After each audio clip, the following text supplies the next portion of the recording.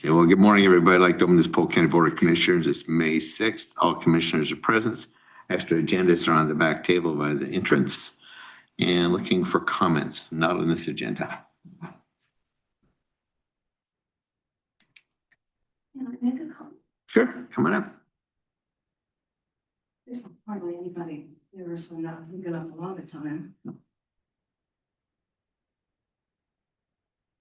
I'm one of yours. I'm a county resident. Name and address, please. Joan Bostrom, 14920 Ferns Corner Road. So this doesn't, I think, affect you right away, but it might in the future. Confusion reigns. The state of Oregon uses PSU population numbers. In a former Monmouth Comprehensive Plan housing element, PSU forecast Monmouth's population for 2020, 6 years ago, to be 15,117 people, as compared to the latest that I found of 11,516. So using this 15,117, no wonder emergency bills passed in the state legislature, fogging the transparency that we Polk County residents and you commissioners need to make valid decisions. The UGB Swampy Swap, LA 2502, was deemed essential. At 15,117, the city must be bursting at their current UGB seams. Furthermore, PSU uses a housing unit method. Census instructions tell WOU students to use their university address, not their parents' address. So using the PSU revised population for December 2024 going into 2025 last year, 11,516 minus 1,500 off-campus students minus 1,156 on-campus students equals Monmouth population at 8,900 year-round true residents. So you can see how wrong fuzzy math and fuzzy projections can be. And for the sake of Polk County, I hope the finance director's projections are wrong, but we all are worried about it. Real numbers need investigation. Estimates can be crazy wrong, so please remember that if you have to vote on the Swampy Swap. Thank you very much. Thank you. Oh, one other thing. The city of Monmouth paid Johnson Economics in June of 2019 for a big summary.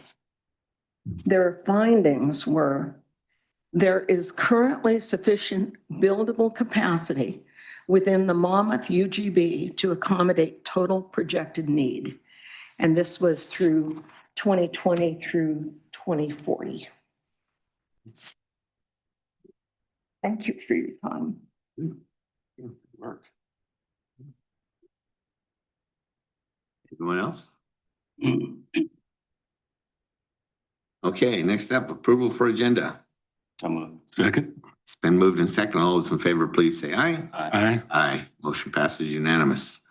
Approval of minutes from April 29th, 2026. So moved.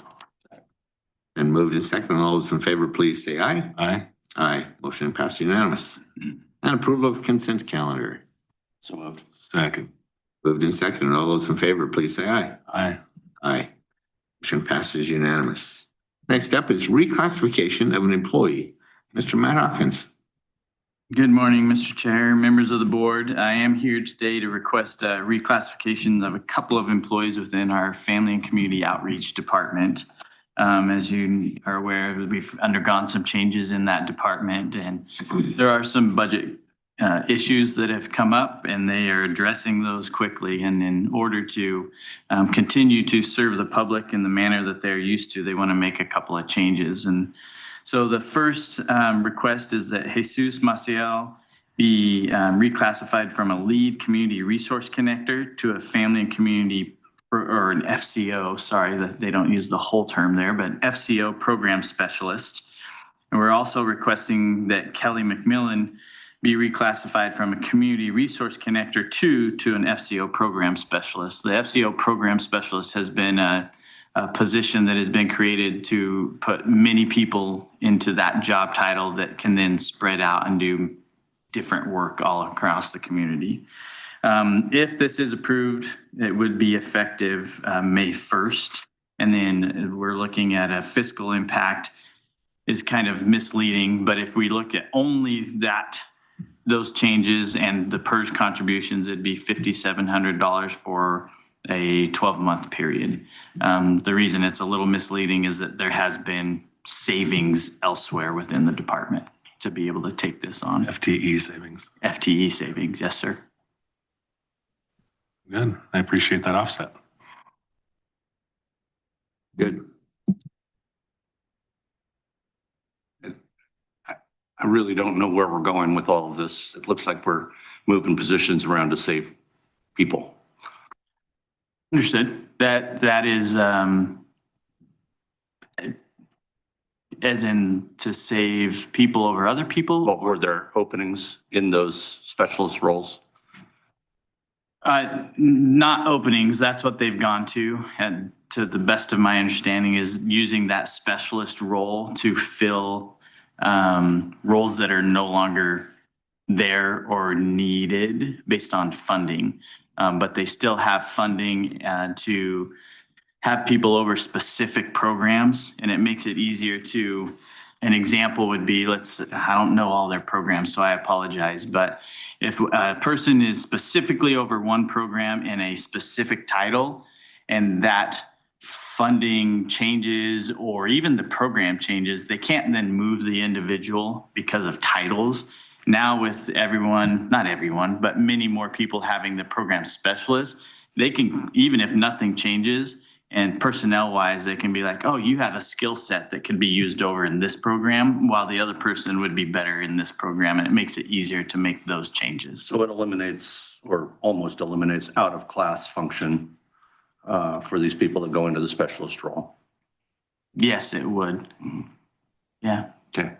Just gives us more flexibility to move people around Exactly. as needed. Yes, sir. Okay, thanks. I'm good. Thank you. Questions? Okay, do we have a need for an executive session? Yes, sir. Okay, with that, we're adjourned.